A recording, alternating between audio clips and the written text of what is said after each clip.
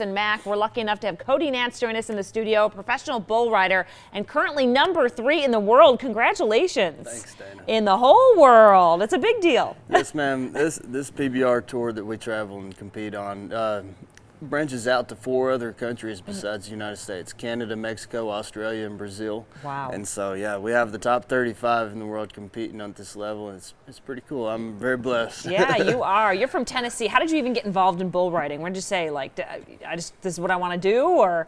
Well, I was a little kid when I got introduced to it.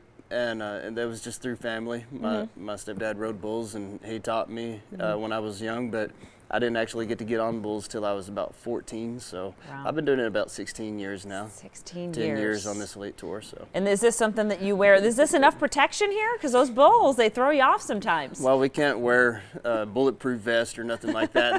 They're too heavy. This here is just to disperse the impact. The shafts, they protect your legs a little bit when the bulls get to jumping around the chute or maybe step on you in the arena. And, you know, there's not too much safety there. Yeah, but, it's a tough job, and it's the 25th anniversary this year, so that's pretty exciting. And it's always fun to come to Las Vegas, right? Absolutely, yeah. Las Vegas here this weekend, we're competing. It's going to be a huge event. So this is one of our majors. We have 4 majors in a year, and it pays $100,000 to the winner. Oh. So it's a big purse. Everybody's going to be going for it. So now, if you win this, are you in first? Possibly. Possibly. There's a lot of no points. Pressure. There's actually more points available too, and you know, every bull counts. We're just going to try to make them all count and take advantage of every bull until our finals in November, which is also back here in Vegas. Right. Now, people, you know, in my profession, people say, "Hey, are you nervous to be on TV?" And I'm like, "Nah, you know, not anymore." But I mean, do you get nervous riding a bull because it's a safety thing? I mean, I know you're used to it, and it's probably like no big deal to you at all. But do you have nerves when you head out there?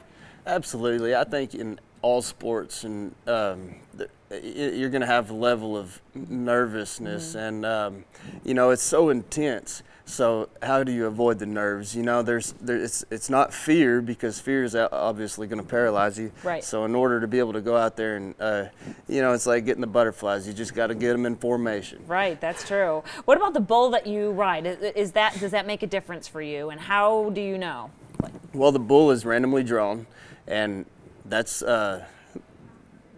just random. Okay, random. So there's no. So he's half of our score. Okay. The score is made up of 100 points, 25 from us, 25 from the bull, based on how high he jumps in the air, how high he kicks, how fast he spins and does all this, and we got to stay in control. So between all the judges, that accumulates 100 points, and so you want that great bull. You want that one that's going to bring you a 90-point ride. You know. Yeah. When you see the bull that you get assigned to, you're like, do you ever have a little feeling like, I don't know how this is going to go? Well, some bulls are smarter than others. You know, they have more tricks in their bags. Right. So you pay attention to what they are, and you got to ride them all jump for jump for what they are. That's our job. Yeah. Okay, well, a lot of events this weekend. All starts May 4th at the Thomas and Mack, and then you'll be part of the WCRA's Rodeo Showdown for Eldorado Days as well. Thanks so much, Cody, for coming on. Good luck. We are all behind you. Yes, ma'am. So, yeah, 7:45 on a Friday and Saturday for the PBR, and then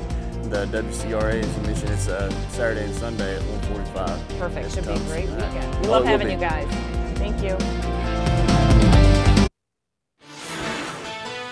Well, this just in, we got an update on the search for the Clark County School District's next superintendent. Action News 13 anchor Leslie Martin has been monitoring the latest from the school board this morning and just tweeted that the board has voted against Dr. Mike Barton. Now, that came down in a 4-3 vote. Barton was one of the local candidates and a favorite among a lot of parents and educators. That means there are still 5 more candidates up for the job right now. And again, the board is expected to make a decision today and then offer the candidate that job.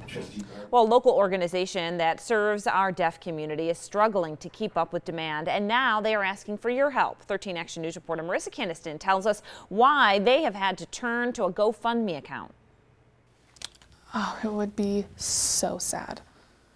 Honestly, the deaf community would be utterly homeless, basically. It's a daunting possibility. It would just be disastrous. Find money or consider closing the doors. The Deaf Centers of Nevada says they're scrambling after the state recently cut their funding. According to the DCN executive director, their grant was reduced from $1.6 million to $1.4, even though the organization has grown by 70% in just the past 2 years. We're seeing clients in the kitchen. We're seeing clients in the boardroom. We're seeing clients in petitions in our VP stations. That's not ideal. The Deaf Centers of Nevada serves nearly 15,000 deaf and hard of hearing individuals across the valley, providing everything from communication assistance to independent living skills. But now they've turned to a GoFundMe account, hoping this can help them keep their doors open. It's time that the state stand up and say, the deaf matter. Marissa Keniston, 13 Action News. Well, 13 Action News did reach out to state senators in charge of the budget, but we didn't hear back. We have posted the link to the GoFundMe account on our website, ktnv.com.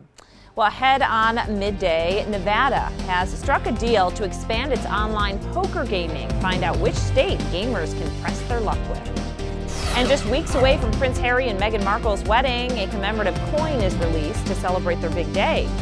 You're watching 13 Action News live at midday. Live picture right here. Join us for our next half hour. Now, from Las Vegas, this is 13 Action News live at midday. Well, right now on Action News live at midday, Kanye West has everyone talking once again with his obscure comments. Now, a Clark County RNC chair invites him to the convention.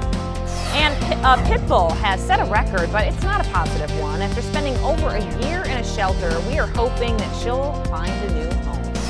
And a local chef is cooking up something special for people who deserve second chances. We'll explain what that's about. Hello and thanks for joining us for the second half of 13 Action News Live at midday. I'm Dana Roselli. Carla Welga is here as well this midday to talk weather. We've had a little bit of a kind of a different week. Yeah, it's been nice. Well, not everybody would agree, but the change is nice for just a couple days. But I do mostly see people say, oh, I kind of like this rain. I like this weather. Right. It's such a great change. It's pretty hard to say, to find someone who doesn't like it. Right. And if you don't wait a couple days, we're going to be right back into the 90s. How about that? And then we'll probably stay that way for a while. Exactly. So All there's right. 13 First Alert Desert Doppler, and I think the last few storms we're going to see push through the valley this afternoon. Some of it in Centennial Hills and North Las Vegas. It's very light. It sprinkles to light rain, and the same goes for this particular cluster, except where you see the darker greens and the yellows. That could be some moderate amounts of rain. This is a 215 to give you a little bit of perspective. So summer